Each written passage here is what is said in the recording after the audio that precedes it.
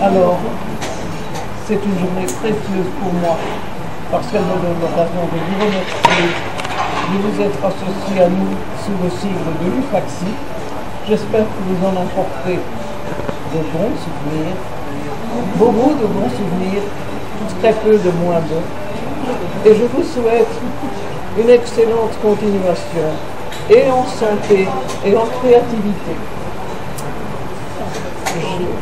J'ai eu l'occasion de remettre à la plupart d'entre vous un petit texte que j'ai fait, non pas pour l'UFACSI, il y a bien longtemps, en me disant peut-être cela va les amuser un petit peu. Et si jamais vous n'avez pas le texte, poussez un grand cri pour que je vous l'envoie. Ça va? Bonne continuation à chacun de vous et merci d'être présente autour de moi en cette belle journée de printemps. Oui, merci.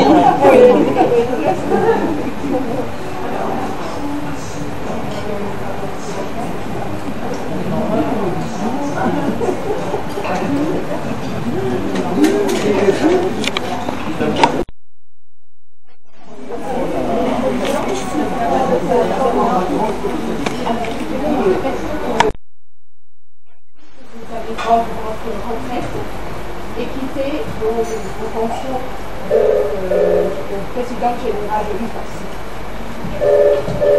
Une promesse faite à votre très grande amie pastelliste Léa Chapon, qui a créé en 1947 l'union féminine que nous connaissons aujourd'hui. Léa Chapon s'aperçut dans les musées et dans les expositions internationales que les œuvres des femmes artistes étaient sous-représentées. Et quand il y en avait, elles étaient mises dans des coins d'ombre. Alors elle décida d'agir. Et en 1938, commença les démarches pour créer une association de femmes. Mais à cette époque-là, c'était très difficile. Mais Léa Chapon surmonta tous les obstacles. La guerre retarda l'échéance, mais en 1948, la première exposition des femmes artistes vit le jour au salon de Tunis. Chère Hélène, vous avez épaulé votre amie dès 1974 en tant que déléguée internationale. Puis en 1985, vous avez accepté de poursuivre l'œuvre de votre amie en tant que présidente générale de l'UFACSI. Une promesse que vous avez tenue pendant toutes ces années, avec dévouement, acharnement, fidélité, conviction et beaucoup de travail. Outre les tâches récurrentes, séances de travail, correspondance, contrôle de la comptabilité, contact avec les différentes responsables internationales, avec les artistes, rapports annuels, etc. Vous avez assuré avec rigueur et une exigence sans faille la préparation administrative et technique de chaque exposition, en exigeant chaque fois le meilleur et en maintenant un niveau de qualité supérieur des œuvres présentées.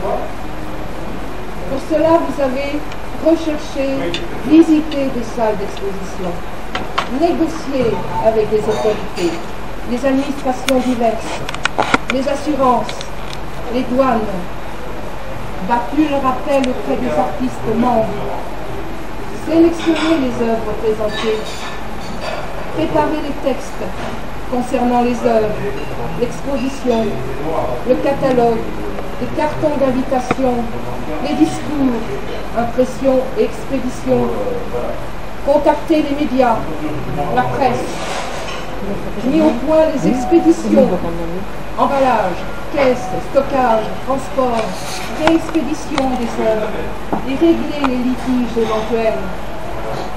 Toujours soucieuse de la perfection, vous avez surveillé infatigablement les accrochages, afin que chaque œuvre soit mise en valeur. Organiser le vernissage, les programmes musicaux, achat et remise des cadeaux aux différentes personnalités d'accueil, contrôler le bon déroulement des expositions, la surveillance des salles, le livre d'or, l'installation de la banderole, remercier à la fin de l'exposition les différents organismes et personnalités, archiver tous les documents et puis bien d'autres tâches encore. Chère Hélène, vous avez œuvré pour permettre aux femmes artistes de différentes nations d'exposer ensemble dans des salons prestigieux à travers le monde. Vous avez créé entre elles des liens très forts d'amitié. Du fond du cœur, nous vous disons merci. Merci infiniment. Chère Hélène, acceptez ce cadeau, témoignage bien mince de toute notre reconnaissance.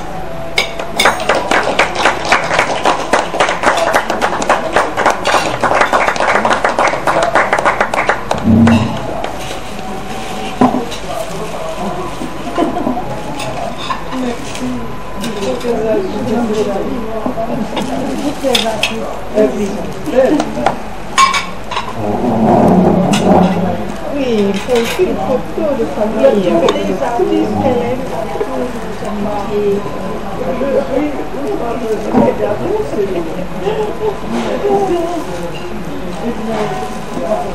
Il y a un détail que vous avez passé tout silence.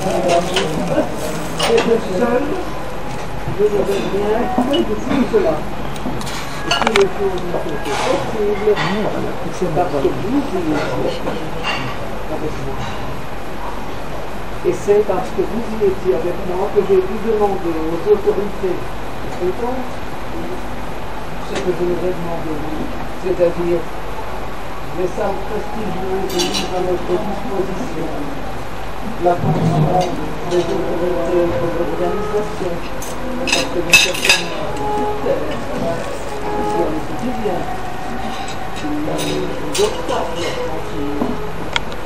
Et c'est parce que vous étiez là, dans le mouvement, que vous, les femmes artistes qui ont été dans l'histoire, négligées, souvent piétinées, et qui survivent avec Dieu. Je vous dis à tous un grand merci. Et je vous assure que pour moi aussi, ce n'est pas tout à fait un adieu, c'est une présence de vous toutes qui va être continuée dans le temps et dans la vie. Dites-vous bien que le jour où vous avez envie d'une tasse de thé, elle vous attend chez moi. On me prévient 2 ou 3 jours à l'avance. Vous avez aussi d'avoir de vous. Il fallait que hors de propos, mais vous me prévenez, et à ce moment-là, ma porte, vous êtes aussi ouverte que mon côté. Je vous disais, comme nous disent les marins, bien plus tard, bon vent.